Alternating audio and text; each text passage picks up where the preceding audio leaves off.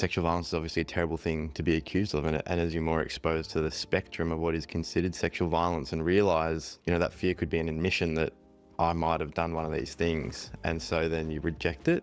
When you're existing in a society where the likelihood of justice is that low, there's so many reasons why you might not report straight away. There's an ego element that comes in when we as men are challenged in that way, and that's what leads to that sort of not all men response. It's going to be so re-traumatizing. I'm going to have to fight for it. I don't know that I can even explain adequately because of the trauma or the emotional response I'm having to it. There's so much working against victims and survivors to go through the process and do the quote-unquote right thing.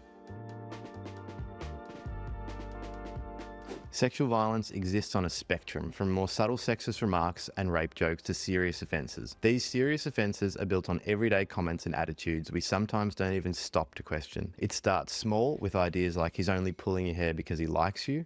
Over time, these ideas grow, calling rejection, friend zoning, rating people's bodies, or joking about the walk of shame. These might seem kind of harmless, but they actually lay the groundwork for a culture where crossing boundaries becomes normal. It can feel uncomfortable to think about sexual violence as something that is normalised, because you probably think about sexual assault as something perpetrated violently by a stranger in a dark alley. And it's uncomfortable because most of us would agree that assault is wrong, yet the reality is that 1 in 5 women and 1 in 16 men have been subjected to it. And over half of women have been sexually harassed. Today, we'll break down how we built and uphold a culture that enables violence to continue, and how we can challenge this culture, and why shifting from shame to accountability is so important. I'm Anthony Stefanos from Teach Us Consent, and I'm here to learn with you. I'm joined on the couch for this conversation by a great lineup of people. We have Angie Wan, who's a finance pro turned consent champion as CEO of Consent Labs. Hey everyone. We have Gina Martin, a Tomorrow Woman facilitator and a relentless gender equality activist who doesn't shy away from uncomfortable truths. Hello.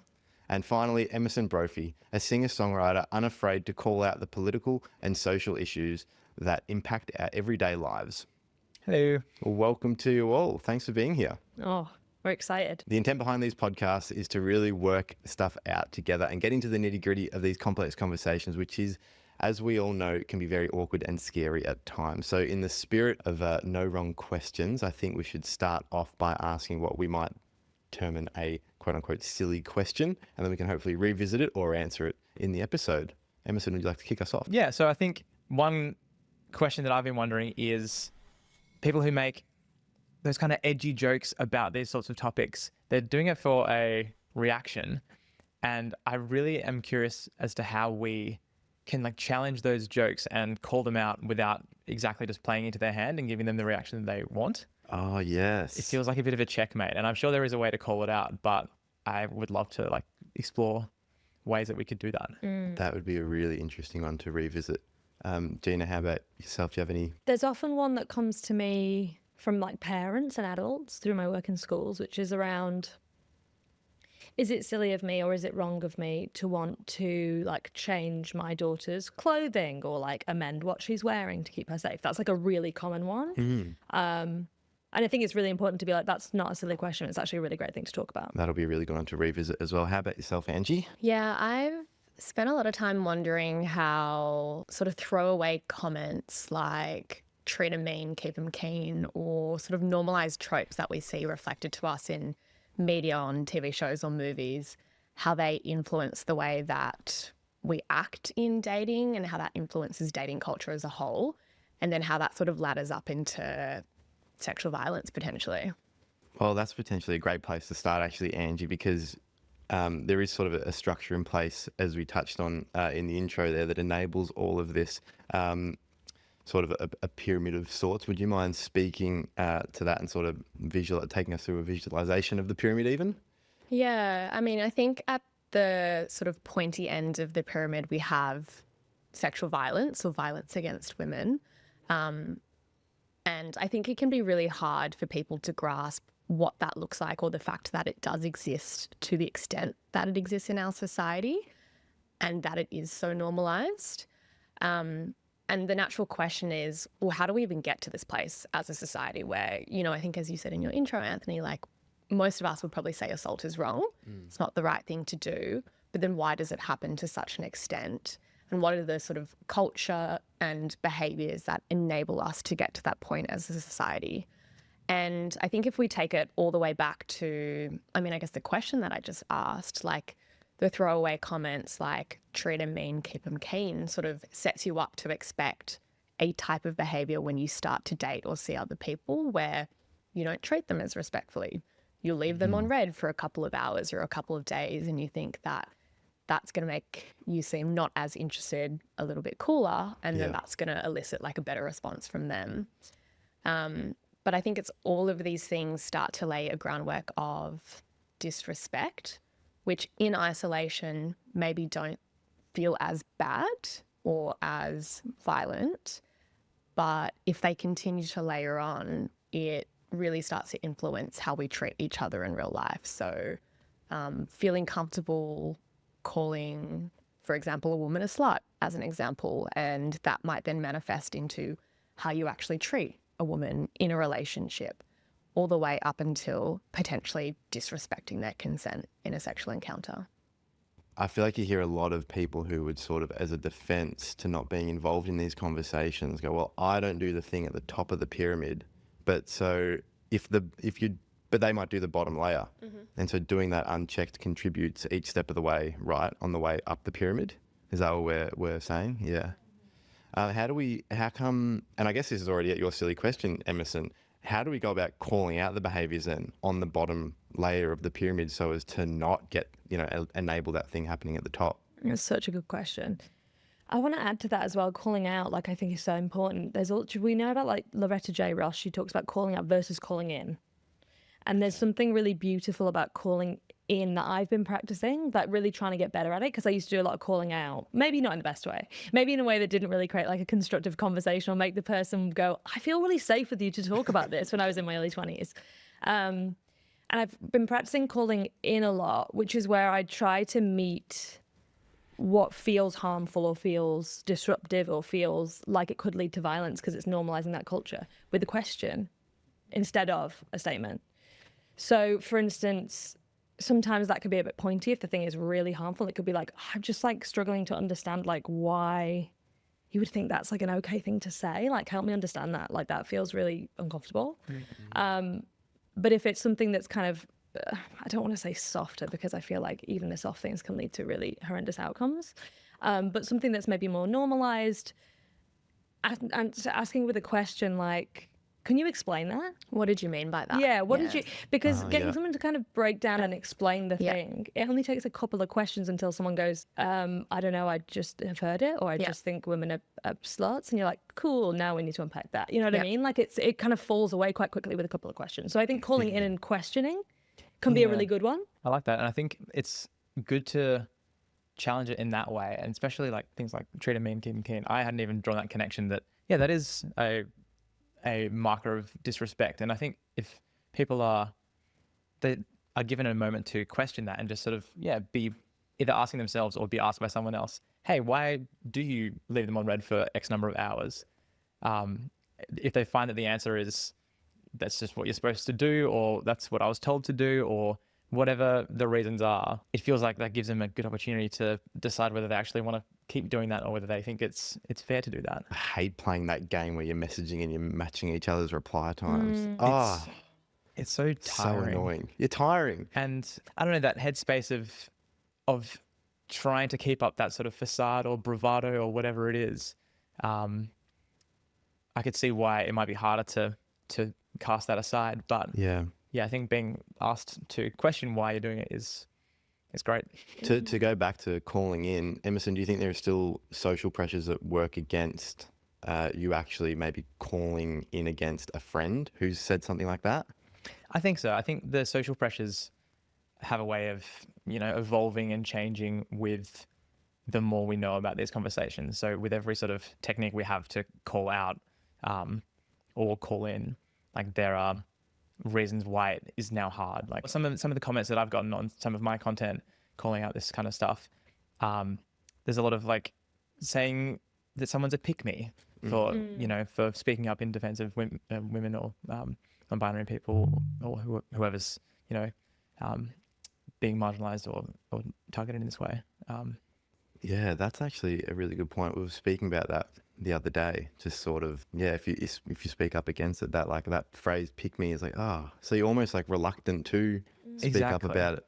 It's all kind of, I see it all sort of being based in, anxiety of Yeah. that social pressure, and anxiety has a way of, like, at least in my experience, growing and changing, and Yeah. there's always new reasons to not do the thing that that is a little bit hard and but like, ultimately necessary to make these sort of changes. Absolutely.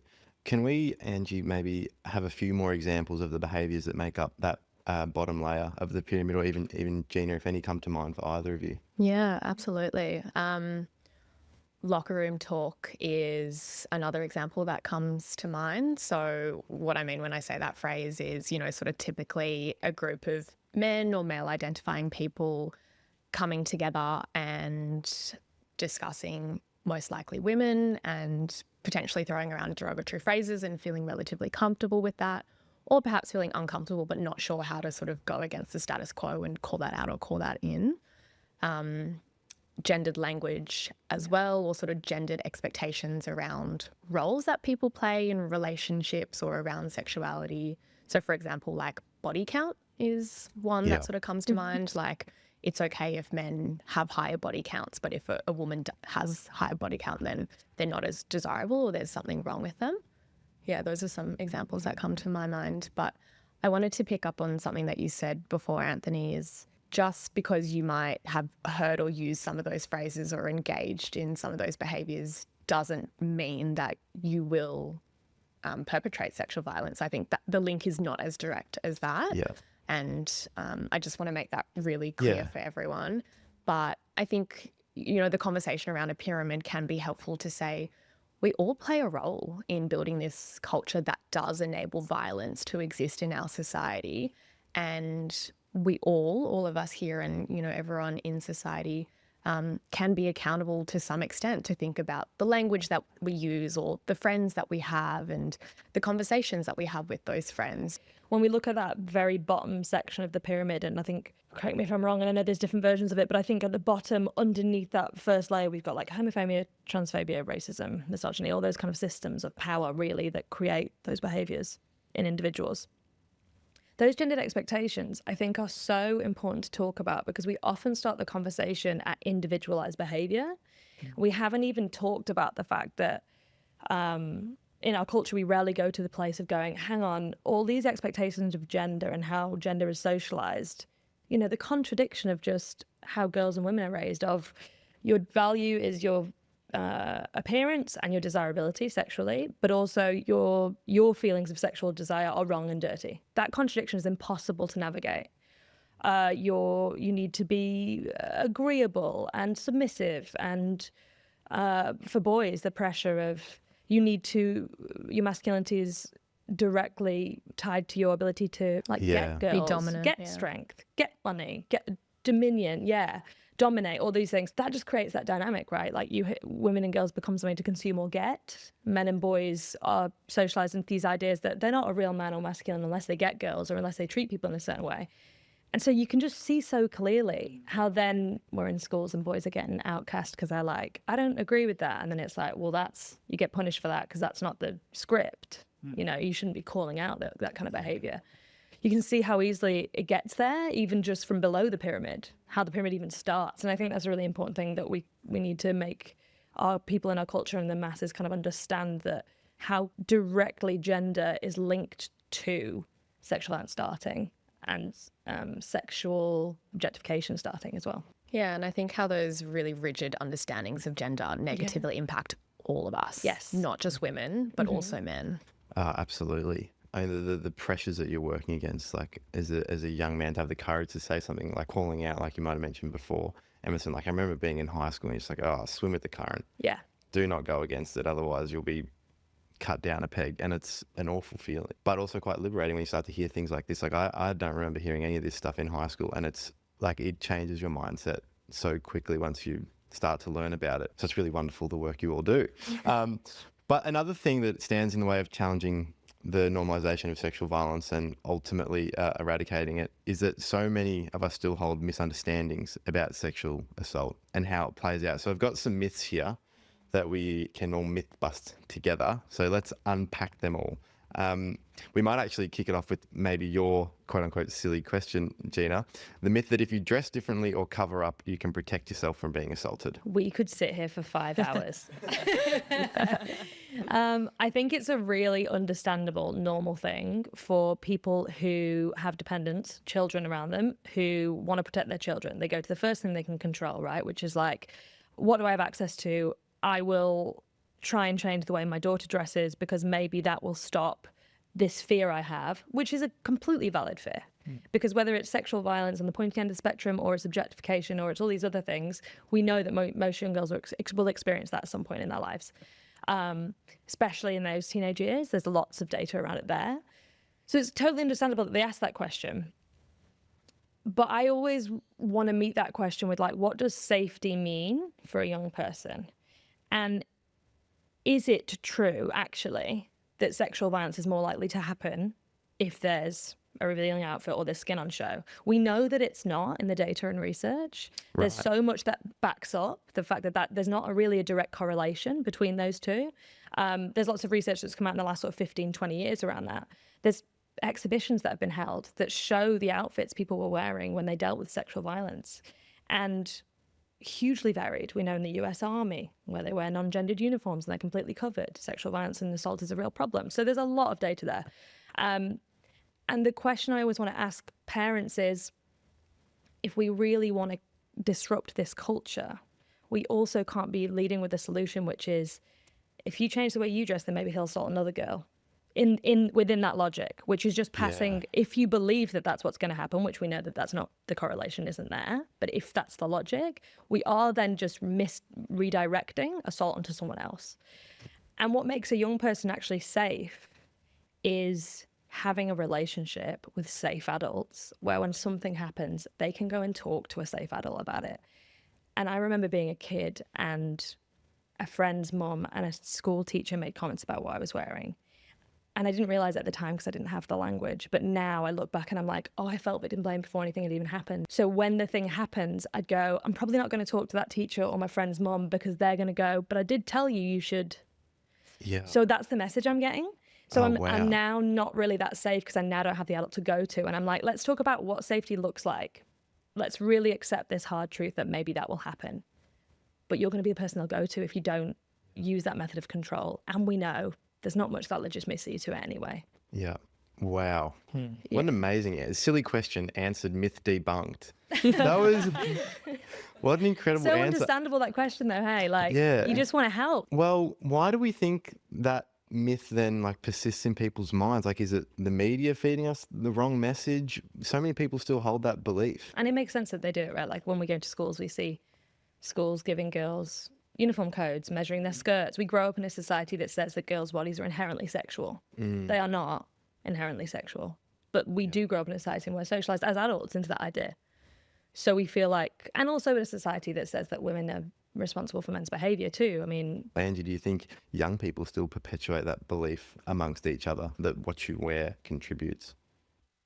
Yeah, I mean, I think myths around why sexual violence happens or what it looks like definitely do exist, whether it's had you consumed alcohol or other drugs, but did you kiss them or did you go back to their house? Like, that's a really common one. Like, I think the idea that consent is revocable still feels uncomfortable for a lot of young people or like isn't intuitive. Like, I remember when I was growing up, the sense that, you know, someone bought me a drink and that sense of like, now I feel like I owe them something, like it feels really hard to say no.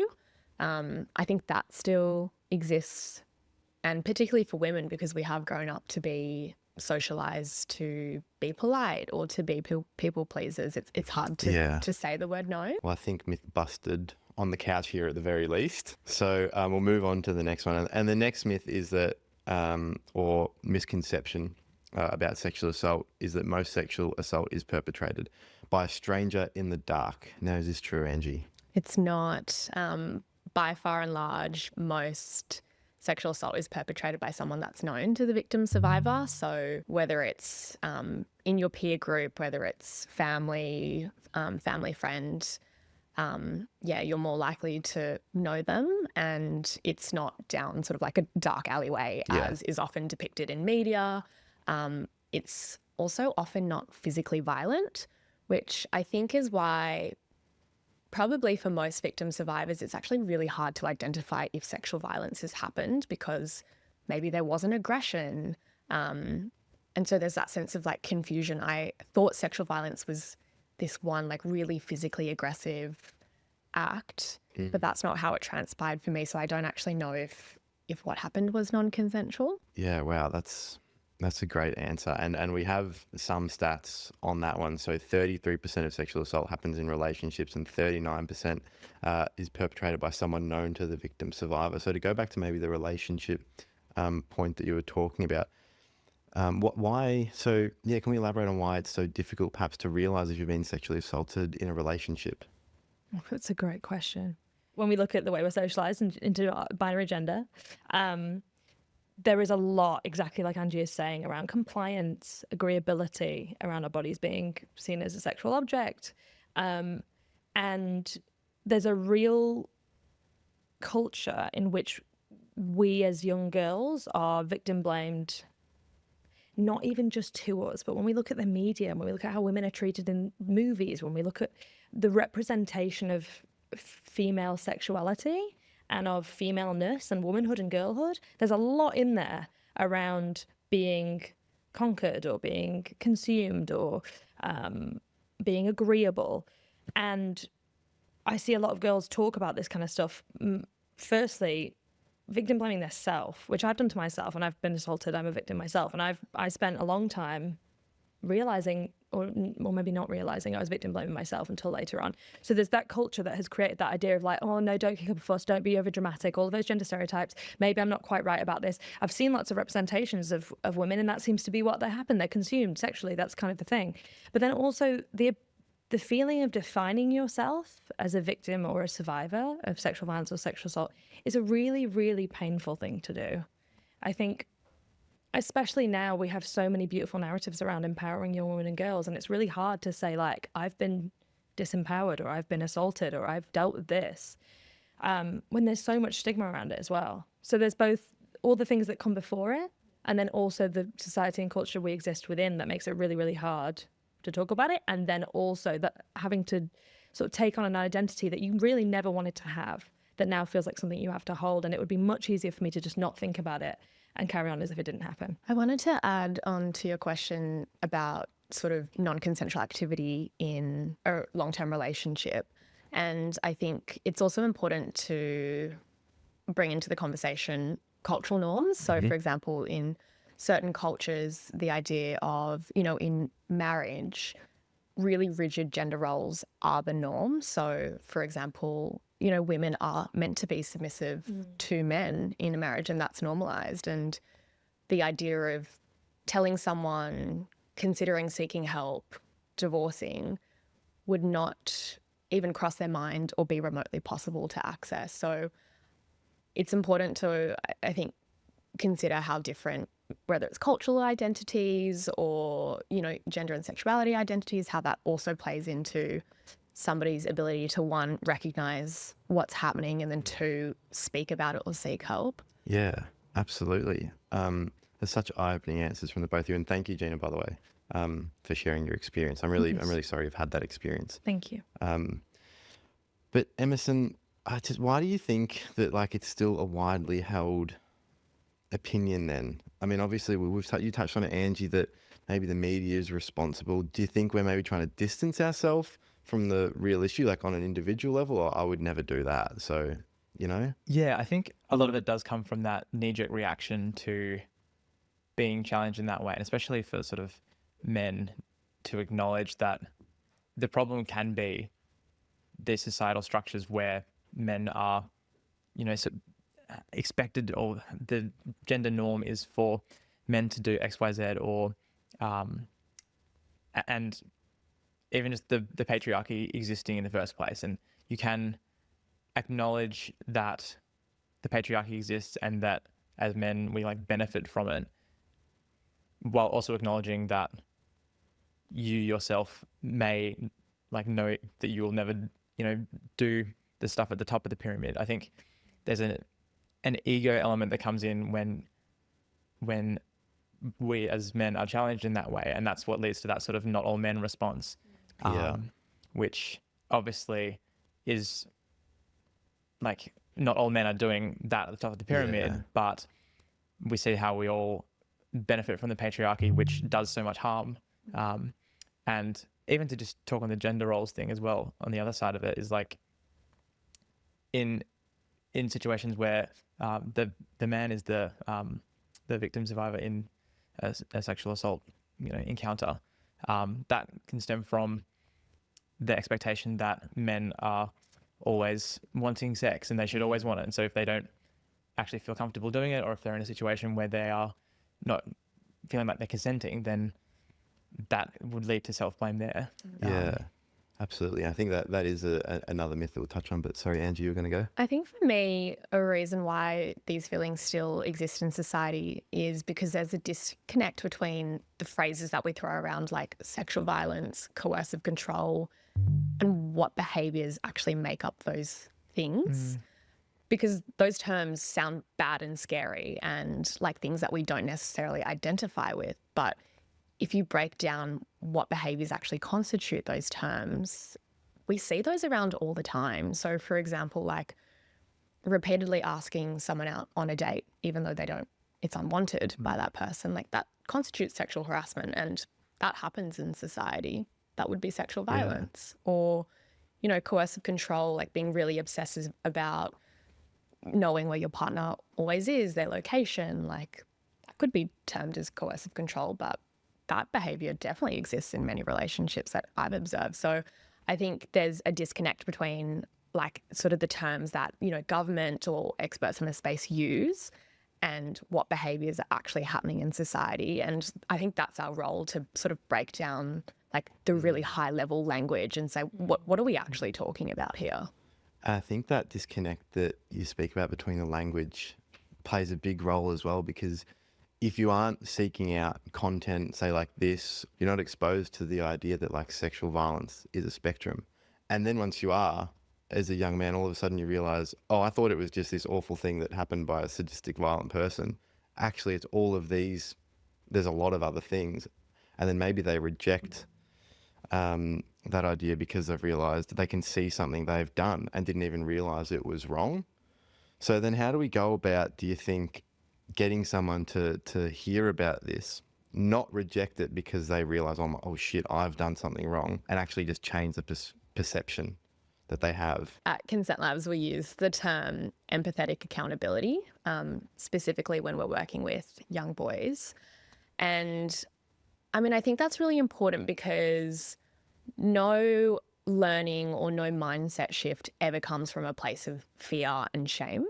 So the way that we choose to educate is through sort of empowerment, but also empathetic accountability, with young boys, understanding that there are all these systemic structures, which Gina's really spoken to, and Emerson as well, around gender, around institutions, like all of that exists, and they've been brought into this world that has taught them what it is to be a man, a successful man, but that they also have agency and they have choice about whether they choose to, call something out or call someone in, whether they choose to support victim survivors or believe victim survivors, as an example. So it's that beautiful balance, I think, of understanding that there are all these sort of societal and systemic structures that have been fed to them, but that they also now have agency to decide how they engage in content or how they move in the world.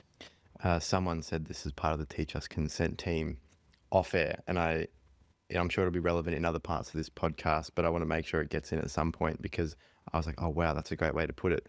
But all those feelings that you just described, Angie, that's a systems failure, that you might have those mindsets, but and not an individual failure, but if you don't sort of do the work consciously now that you're aware of it moving forward, then it becomes an individual failure. So kind of can and shift some of the blame. I would love to be able to attribute the quote to something, but genuinely, I think I saw it from like a Tumblr screenshot of something. I miss Tumblr. Are you still on Tumblr?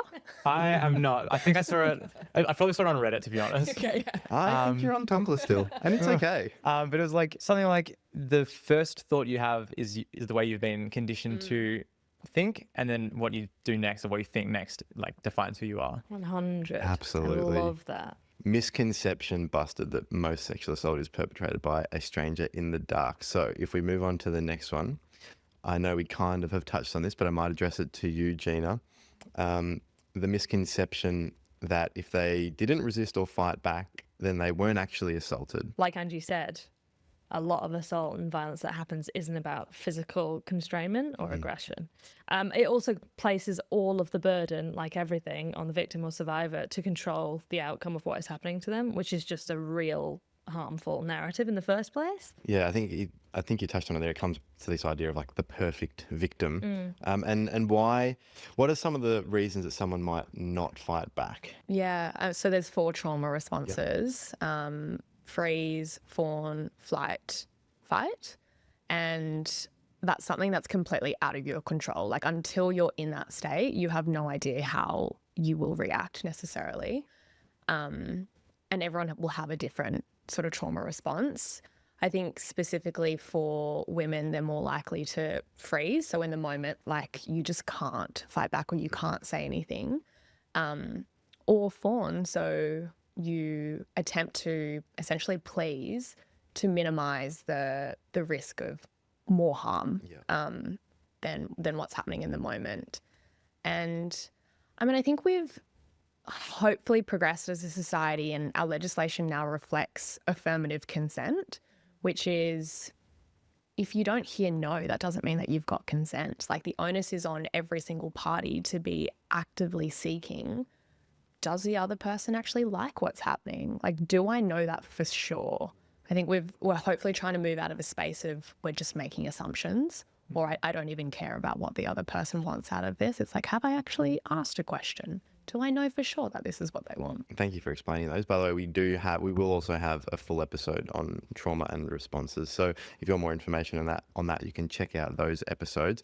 I would say that is another misconception dealt with. Would you all agree? Busted. Yes, Busted? I love the word busted. Another misconception is that if they don't report it right away, it wasn't actually assault. In the UK where I'm from, rape is essentially, in terms of culturally and socially, decriminalised, meaning usually we see less than 1% go all the way through the process.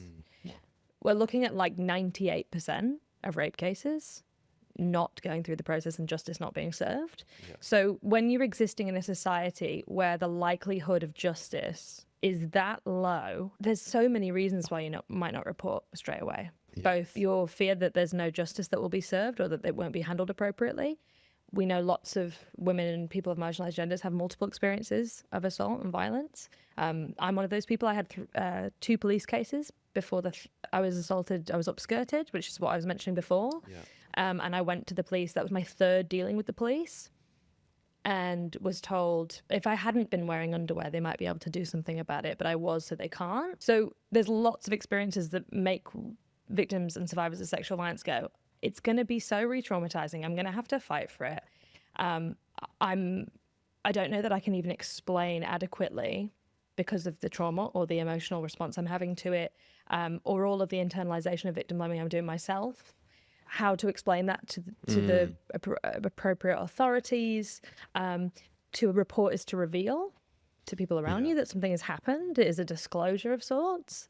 So there's so much working against victims and survivors to go through the process and do the quote unquote right thing. And I think so often they're not given this space or the empathy in our culture.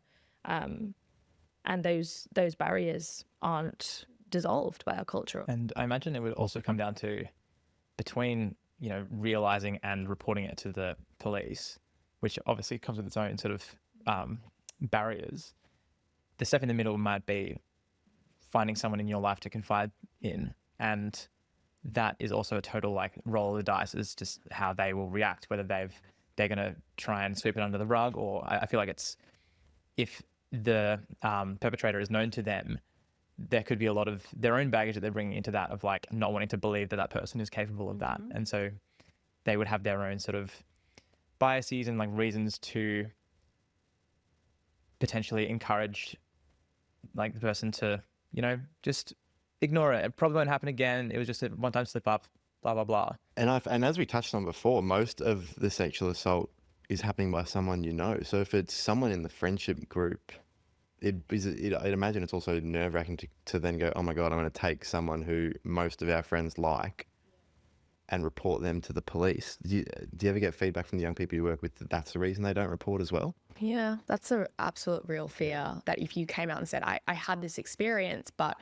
you weren't all there in that room, like you haven't seen this side of this person, the fear of not being believed is a great barrier why victim survivors don't come out and share what's happened to them. The next misconception is that false accusations are common, or that women often lie about being assaulted. Is this true, everyone? And I feel like an asshole for asking these questions. Yeah, data doesn't reflect that. There's no data that reflects that as being true. And there's also I think I'm right in saying there's no other violent act in which that rebuttal is brought up as much. So there's no other violent crime in which that rebuttal is consistently brought up. Yeah. So I think that tells us a lot about, our attitudes towards women and girls, our, cultural beliefs around this problem and our social beliefs around this problem, because we just don't hear that. We don't hear, people lie about getting mugged all the time. We don't hear that. We don't hear people lying about someone breaking into their house. We don't hear that kind of stuff. Yeah, I think where there's, like a high profile instance of it, and people are sort of bringing that rebuttal of like false reports, like they're just doing this to get their name out there, which is so silly that it's even a misconception. And it does feel in bad faith, because they're not raking in the cash. They're not like getting like so much benefit out of it. It is like traumatic through and through by the looks of things. And like, I do not understand why that's even a misconception. I think, for example, like you see it even in the case here in Australia with sports stars or sporting people, and victim survivors are like trolled through the media for wanting notoriety or wanting money or whatever it might be. But I think the reason why that happens is a lack of empathy for the experience of the victim survivor, or a real lack of understanding about all of the barriers that exist, like the barriers that we've sort of just spoken about here, and how hard it is to actually come out and then even to make the report. I think that's why it happens. Yeah, it's not a get rich quick scheme. No. It's and that is now sort of indelibly tied to your identity in the public eye. Like, no one would do that for clout, Yeah, absolutely.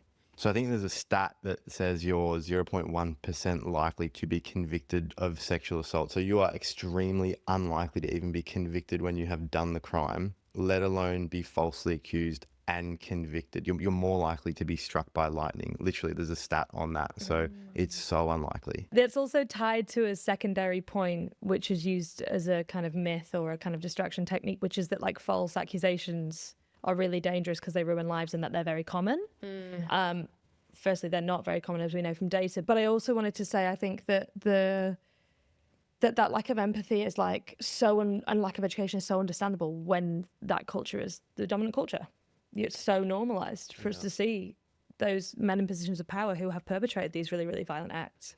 And it just makes me really sad, because how unlikely are you to come forward if you've been able to somehow battle through all the other barriers within yourself, with your family, with help seeking, with all those things, if that's the main narrative. I totally understand that feeling of like helplessness. And just to circle back to the misconception about false accusations, obviously having a lack of empathy is one reason where that misconception comes from.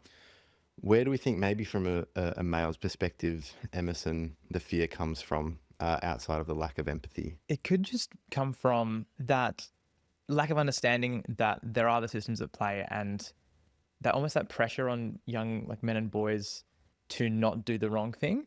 I feel like if this narrative is prevalent about false accusations, then I could totally see why like a young man would feel like the odds are stacked against him and feel like that he could do everything right and still have this, like his life ruined in this way. And again, we see that his life,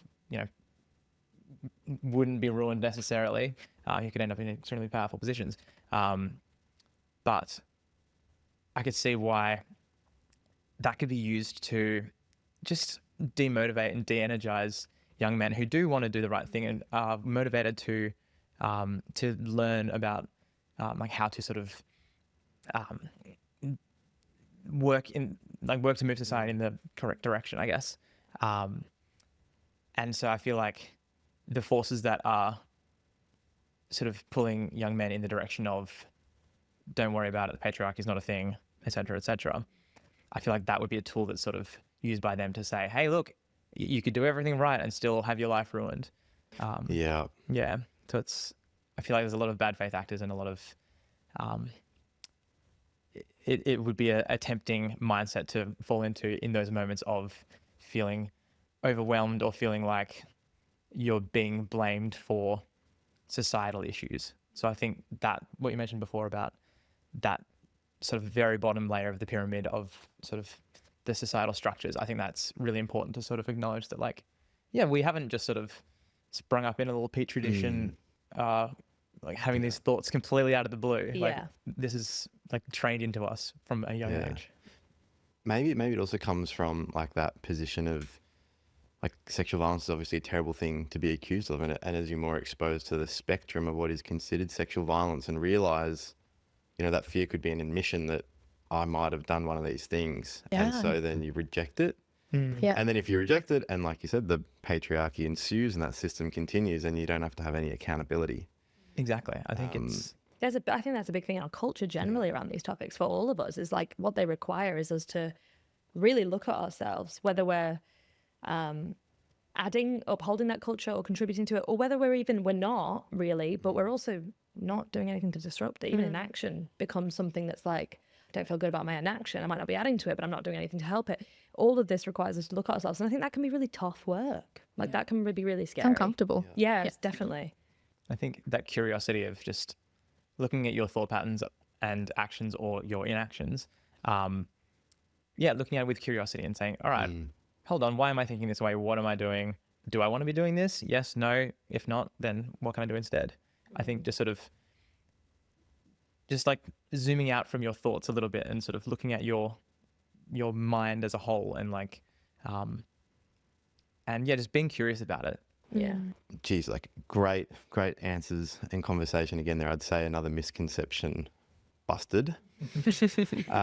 So you've probably heard it before when the conversation turns to sexual violence against women, that some men respond with, well, men get assaulted too. And sometimes they bring up examples like an older woman, you know, pinching their arm or, saying inappropriate things to me. And they present that as if it carries the same threat of violence. And yes, men can absolutely be victims of sexual violence, as we're about to get into. But that response that men have to bring up the other side of it isn't necessarily about acknowledging male survivors. A lot of the time it's just as a potential way of avoiding accountability, because we're, we're not taught to sit with uncomfortable feelings, and especially when thinking about harm caused by men. So instead, men might deflect and talk about sort of whataboutisms, and it shifts the conversation away from the real issue, which is the overwhelming reality of male violence against women. And it's the same sort of instinct that fuels the classic not all men type of defense. And so instead of reckoning with the prevalence of gendered violence, the focus gets redirected, minimizing experiences of those most at risk. So I just wanted to kind of acknowledge that before discussing this next misconception, which is that men can't be assaulted because they always want sex. That's not true. Busted. Done. At the end. Next one. And also, these kinds of conversations, this isn't pie. It's not like if I take a slice, you can't have one. Like, there's space for us to create room for everybody's experience of sexual violence of every gender. And there's very unique challenges for male victims and survivors, right? Like help seeking, when you've been socialized to not talk about your feelings or not be vulnerable, when you haven't been socialized and supported to have the tools of that like innate self-reflection, like being able to sit down and talk vulnerably when the expectations placed on your gender to be strong, to fix things on your own. Like the masculinity is tied to your conquering of sex, and that being assaulted would be somehow diminishing of your masculinity. There's so many challenges there for male victims of sexual violence. And I don't think we talk about male victims of sexual violence enough. And I actually think it's a really missed opportunity, because I feel like victims and survivors of all genders coming together to talk about their experiences, the unique challenges of help seeking in each case, would be a really transformative way to hold space in this work. It would really help us to understand and relate to each other and realize we all have different experiences of this. Angie, I know you touched on this earlier, but how do you think the pressure to increase body count means that men might have sex that they don't actually want to have? Yeah. And how might this then affect the way male victim survivors process that? Yeah. I mean, I think it's such a real thing. Like, I remember being in school and on like a Monday morning, like everyone would come together and be like, well, what did you do on the weekend? And like the question is really, did you get with anyone on the weekend? And the inference is, if you did, then you've got social clout. And if you didn't, then like something's wrong with you. Yeah. And I feel like that is very much still the dominant prevailing culture that exists like amongst society at the moment, but that the gendered norms are very different. Like I said at the beginning, that if a guy's body count is higher, then that's like a sense of conquest, as Gina's sort of been speaking to, whereas on the adverse, if they haven't engaged in something, then that's not masculine, or they're not a real man, so there's something wrong with them.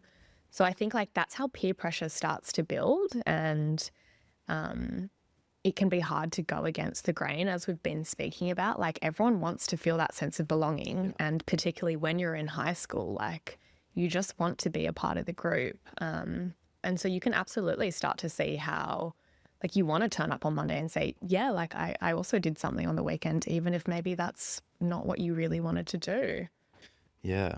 So how do young men, or what would your advice be to young men to process that once they realize, oh, I did something maybe I didn't want to do? Yeah. Oh, that's a big question. I feel like if I could jump in, it comes back a lot to what you mentioned before, Gina, briefly about talking about your feelings, which you're not necessarily socialized to really do as a guy. It's just be angry. That's what you can feel. Yeah. And that's it. Whereas Angry, like, happy, banter, silent.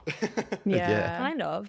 Pretty And I think much. you're absolutely down on the money. I think like the most transformation I've seen in when it gets to that high stakes moment where a boy is like, I felt pressured to do this thing, or I felt like I should do this thing, or God forbid, they've been in a scenario where they've been assaulted.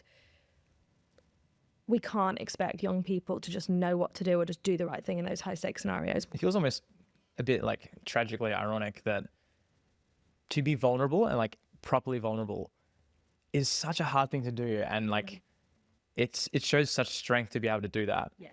And yet this idea of sort of traditional masculine strength means sort of holding it all in. And like, it's kind of, it would be funny if it wasn't so sad that the like easy thing to do, which is to shut everyone out and sort of be that stoic, like manly man, that's such the like easy path. Yeah. Whereas just sitting in it and like talking to people about it, that's so much harder. And yet, you know, It is. the traditional view is that is the soft thing to do or the weak thing to do or whatever. Yeah. I mean, like, Tiny. to bring it back to like the gym analogy, it's like going to the gym and working out, it's not easy. No. But Exactly. you got to, well, you don't have to do it, but you know, you've got to put in the work, I guess. I'm going to throw something out there that I don't know exactly. I'm worried it'll be dismissive of victim survivors. So if it is, let me know. But if we go back to sort of that pressure to increase body count, and perhaps young men are doing things that they deep down don't want to do, but they're doing it because of the pressure. That's really an astute observation. Do they abandon parts of themselves when they do that? And if they don't have that agency and respect for themselves and that sort of moral clarity and compass for themselves, it's much easier for them to not have that for someone else. Yeah. I would agree. Oh, well, thank you for agreeing. Oh my I God, guess. no problem.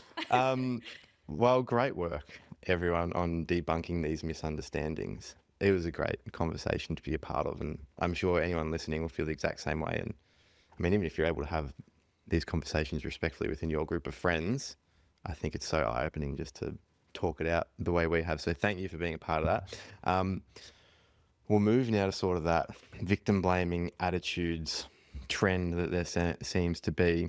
So Gina, Could you maybe give some examples of what victim blaming attitudes around sexual violence look and sound like? Yes, they're usually questions. I mean, sometimes statements, but they're all evaluating behavior, choices, circumstance of the person who was assaulted or the victim and survivor themselves, either before, during, or after the incident. So it could be something as, it can sometimes sound like support, actually. It can be something like we talked about before with parents. Well, I told you not to wear outfits like that.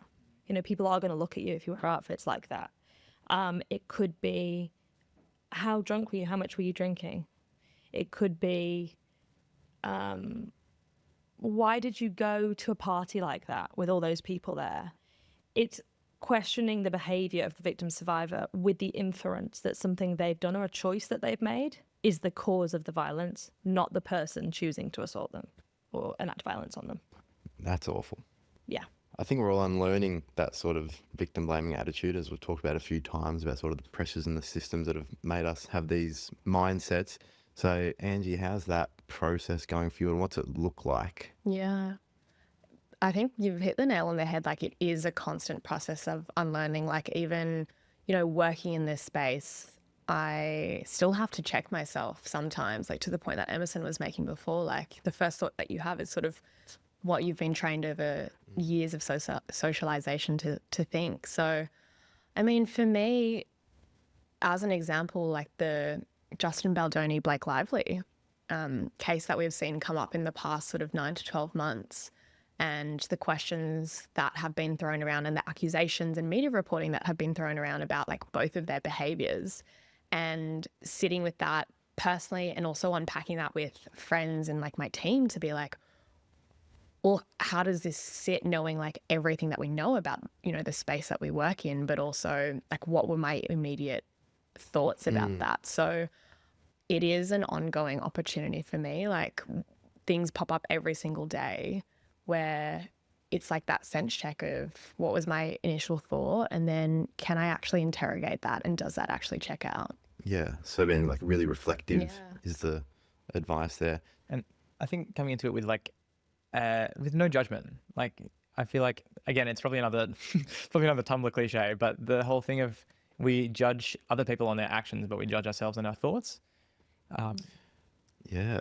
So I feel like, and I think that extends to a metaphor about we judge everyone else's final performance, but all our own rehearsals. Yeah.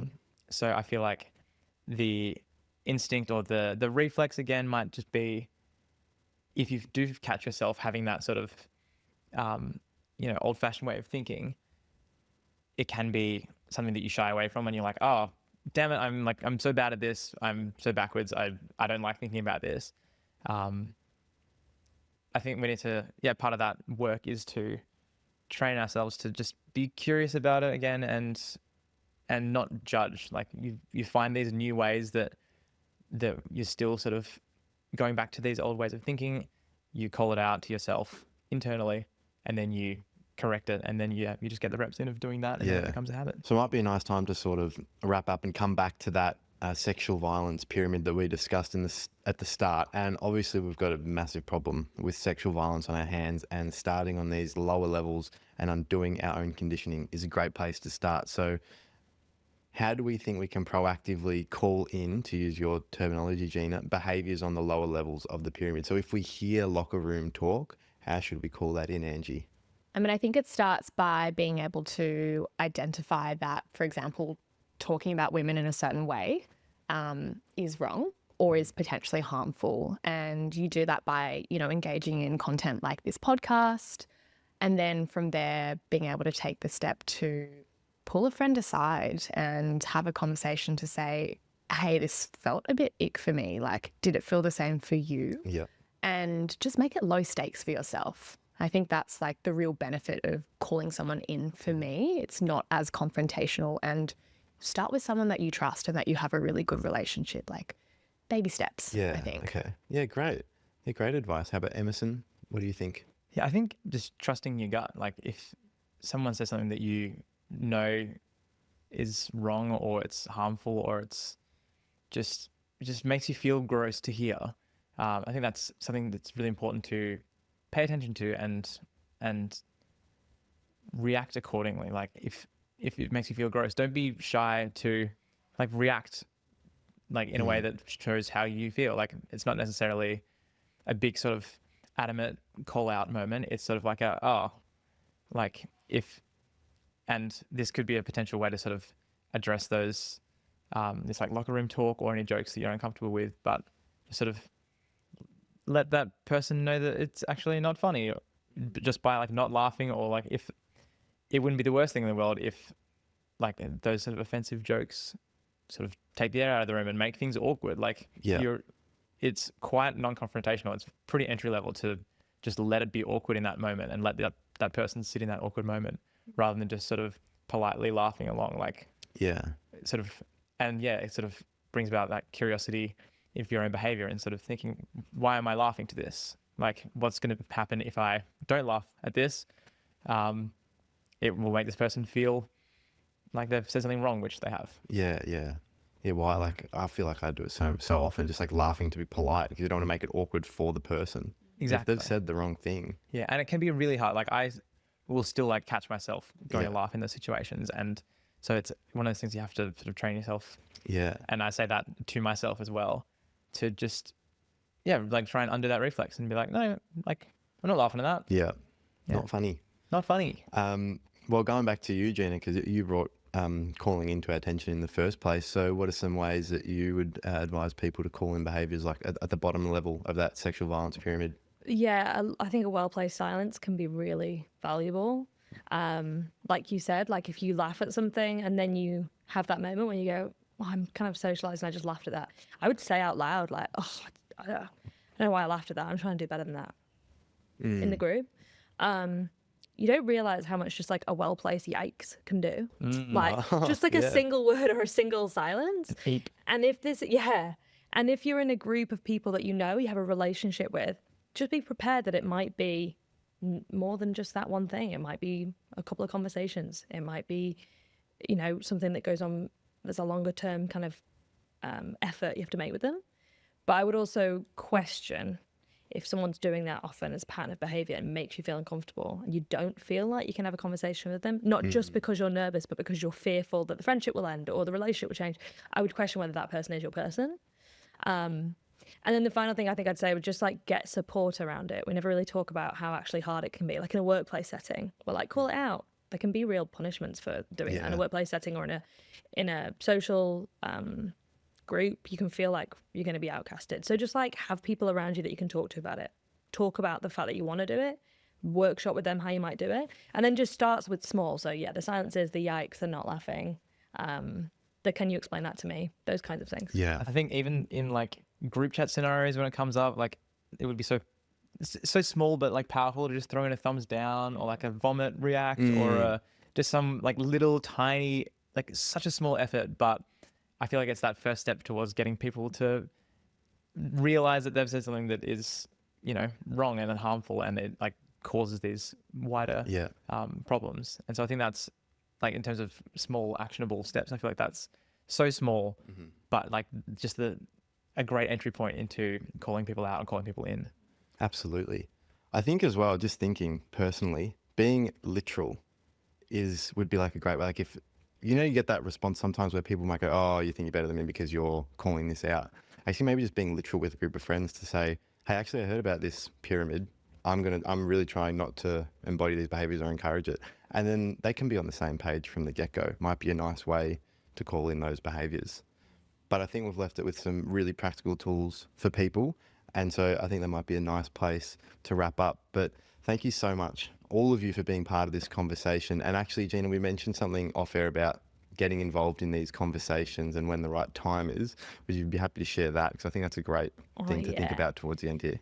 A friend of mine in this work said, the best time to get involved with this work was a long time ago. The second best time is now. So you're always invited. You might have seen that somewhere on Tumblr, Emerson. I think you posted it. If only.